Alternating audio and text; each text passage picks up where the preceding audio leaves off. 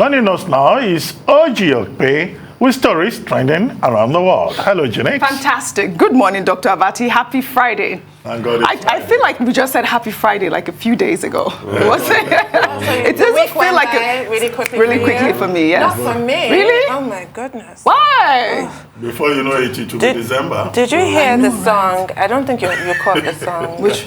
You didn't really sing it when she was here, but you really sang it with gusto before you came on the set. It was beautiful. Good job. I want my song. Good morning, Rufai. How are you? It's just that you stopped me from singing. Ojinika Pepe Dan. This Friday we'll do it. I promise. This Friday. Well, all right. Well, good morning to you, viewers. Here are some of the stories that are trending across the globe. In the United States, President Joe Biden announced on Thursday that Catherine Jane Pierre will become the new White House press secretary when Jen Psaki departs her role next week, making her the first black woman and LGBTQ person to hold the position. And former Minneapolis police officer Derek Chauvin, who was implicated in the killing of George Floyd, has been granted a plea deal to serve a sentence of 20 to 25 years in prison. Floyd's death on May 25, 2020 sparked protests nationwide against police brutality and racial injustice. In Nigeria, President Muhammadu Buhari arrived in Ebonyi State on Thursday to inaugurate a 700-meter-long twin flyover at the King David University of Medical Sciences. President Buhari, who is in the southeast state on a two-day visit, will also commission other infrastructure projects by Governor Dave Umahi. Under sports, federal auditors investigating golf champion Phil Mickelson's role in an insider trading scheme found his gambling losses totaled more than $40 million in 4 years, according to an excerpt from a forthcoming biography on Mickelson by author Alan Shipnock, which will be released on May 17th during the PGA Championship. Finally, under entertainment, Isaiah Lee, the 23-year-old who tackled comedian Dave Chappelle during a performance at the Hollywood Bowl, according to the district attorney's office, will not be charged with any felonies. Lee was arrested for assault with a deadly weapon after rushing to the stage towards the end of Chappelle's set at the outdoor amphitheater. The Los Angeles County District Attorney's Office said that after reviewing evidence, prosecutors determined that while criminal conduct occurred, the evidence as presented did not constitute a felony conduct. Ladies and gentlemen, make some noise for hip-hop history.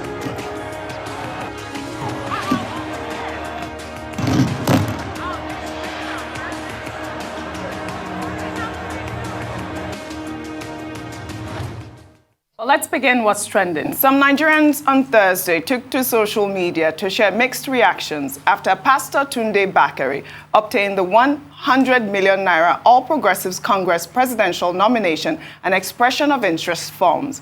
Bakare, who is serving overseer of the Citadel Global Community Church, was a former vice presidential candidate to President Muhammadu Buhari during the 2011 elections under the Congress for Progressive Change. The pastor would officially declare his presidential ambition on Monday, May 9th. Well, let's take some reactions. This is from Fisayo, who wrote, "I'm happy to see Pastor Tunde Bakare join the 2023 presidential race. Men of integrity cannot continue hiding in the background, away from politics. One after the other, they should be stepping forward."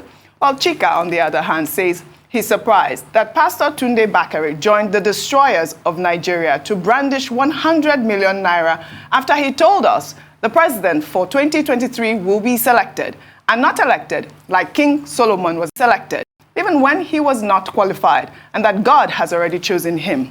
Now, wow, well, unfortunately, Chika's rhetoric is not the only one on social media. A lot of people are condemning the fact that it's 100 million naira and members of his church could do a lot with that money. But others are also coming to his defense to say that he can afford 100 million and he should run, like Fisayo's tweet. Let's take a quick listen to what Pastor Bakare said when he picked up his form.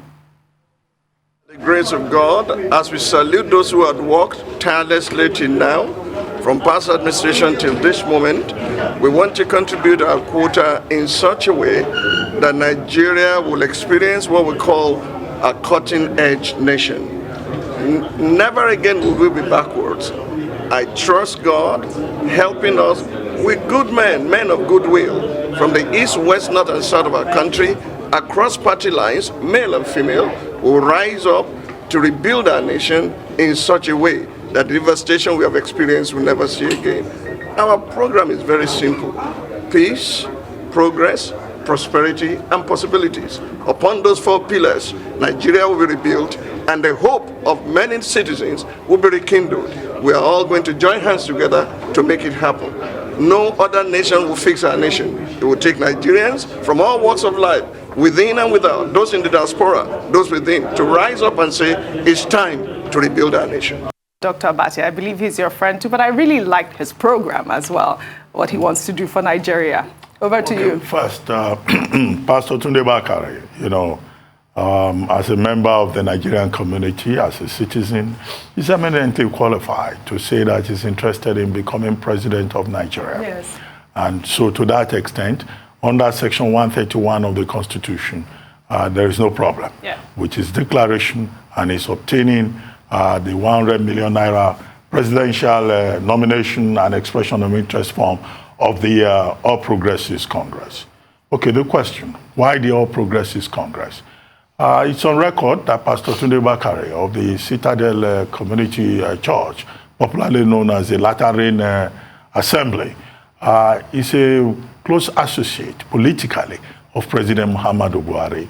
He ran as running mate to President Muhammadu Buhari as a candidate on the platform of the Congress for Progressive Change, CPC, in the 2011 presidential elections.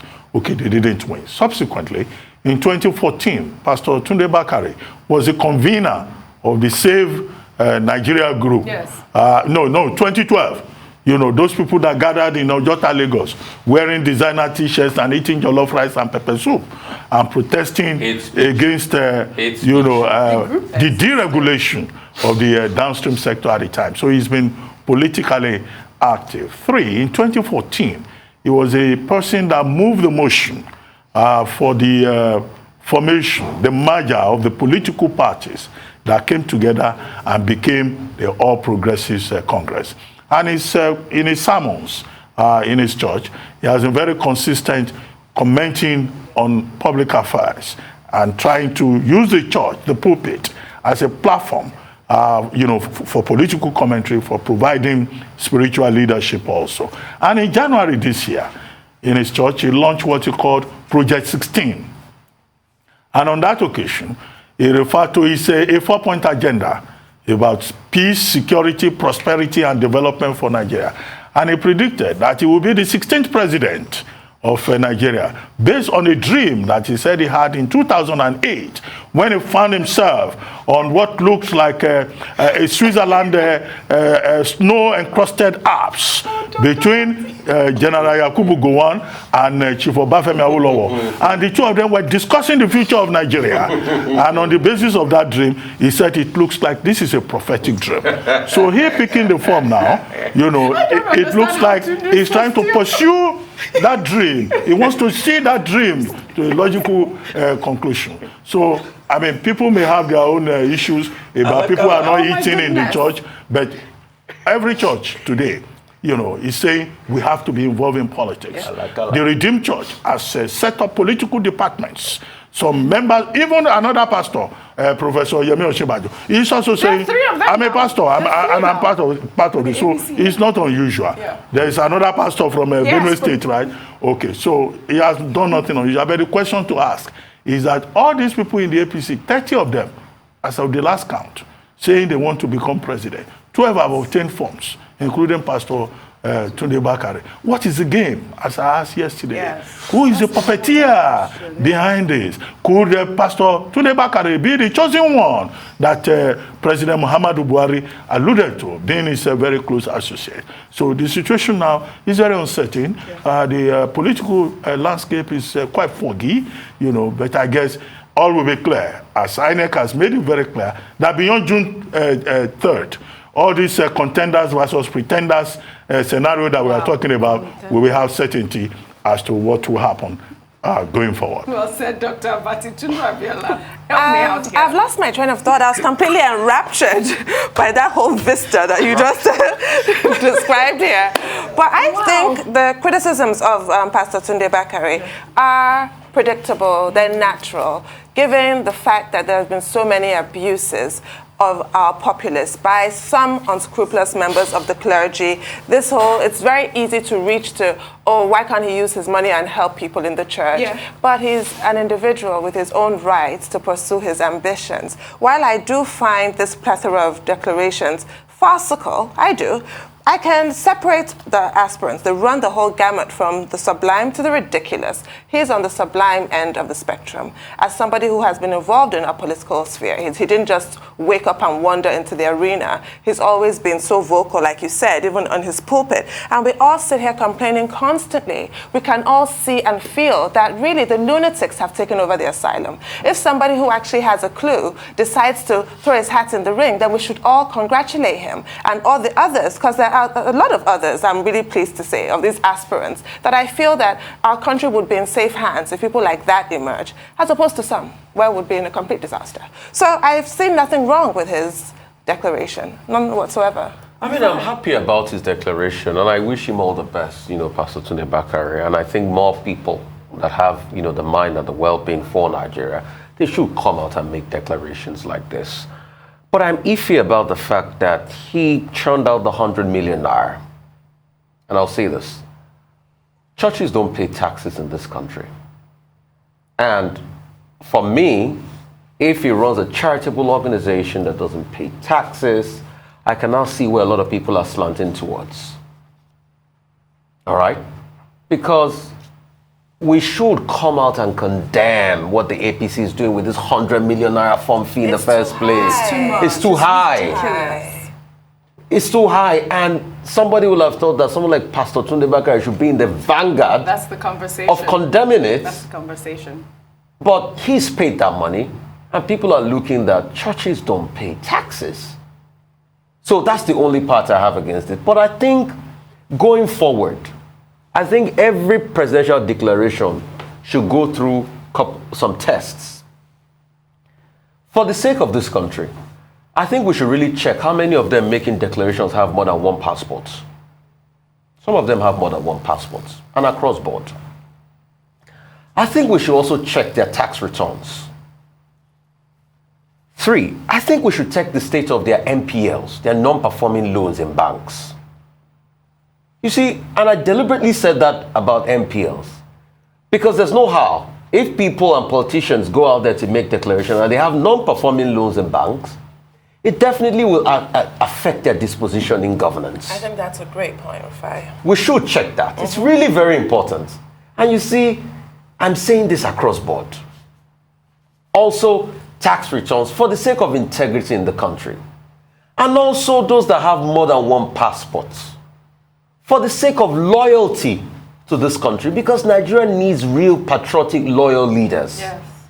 We don't need leaders that will be in the room where decisions are about to be made that will affect Nigeria and this country, but they know that they have another passport standing by, they can run away if things happen, because we want the greatness of this country. So congrats to him, wish him all the best. I'm sure more will declare. Yes. They've not even started yet, Oji. But do we have any information as to whether or not that money was contributed? No, we don't have that information yet. Maybe by members of the congregation, Yeah. or friends of Pastor Tunde Bakare, or members of his Egba community, because But many of these people have been receiving donations but to support their think political ambition. I think the idea is not just there's about the nothing in the donation, Nigerian it's the constitution amount against of gifts. money. So But even if you're in if APC, you have to pay that. That's your party. So the fact is, it just feels kind of immoral. Like that amount of money. It's the amount. Yes, it's the amount of money. Dr. Abati, in fact, I'm going to commend him. Huh? I'm going to commend him for his honesty. He's come out to pay. He didn't say some groups paid for him. All those people so disingenuous. that say some groups paid for them, we know it was. They paid that money for them. And I'll give you a clear example. Remember somebody that came out that said a group paid for him. We saw one of the leader of the group that said that paid for him was the surrogate that used to come here. We see all these things. We know them. So who do they think they're deceiving? Some of these people, they make investments. If they think you are the one that President Buhari is talking about, they can invest so that they can reap, they can get returns. Dr. Abati. ROI, return on investment. All these people that pay 100 million, hope you know on ground, is an investment already. And this investment can even bring them 5-fold return. That's standard. So all these 100 million nomination when they have to withdraw, right? When they withdraw, they will make back their money. I think I hear it's even 500, 600 million that's already at the table for every 100 million put down. Busting over chicken chain. Chicken chain. What some people call chicken chain. Not so chicken chain. Yeah, 500 million is chicken chain for politicians. That's all I have for you on What's Trending today. I'll see you all next week.